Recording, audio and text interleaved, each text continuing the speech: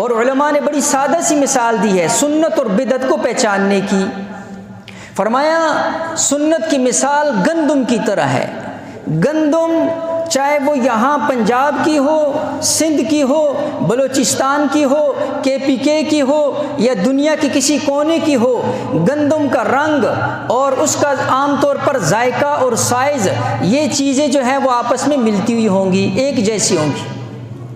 لیکن جو گندم کی جڑی بوٹیاں ہیں یہ ہر علاقے کے اعتبار سے مختلف ہوتی ہیں۔ یہاں کی جڑی بوٹی اور ہوتی ہے، سندھ میں اور طرح کی ہوتی ہے، بلوچستان میں اور طرح کی ہوتی ہے۔ تو علماء نے لکھا سنت کی مثال گندم کی طرح ہے۔ سنت پوری دنیا کے جس کونے کے اندر بھی ہوگی وہ سنت ایک ہی سنت ہوگی۔ بدعات ہر علاقے کی مختلف ہوں گی، جس طرح جڑی بوٹیاں ہر علاقے کی مختلف ہوتی ہیں، اسی طرح بدعات بھی ہر علاقے کی اپنی اپنی ہوتی ہیں۔ رسم و رواج ہر علاقے کے اپنے اپنے ہوتے ہیں اور سنت ایک ہی ہوتی ہے۔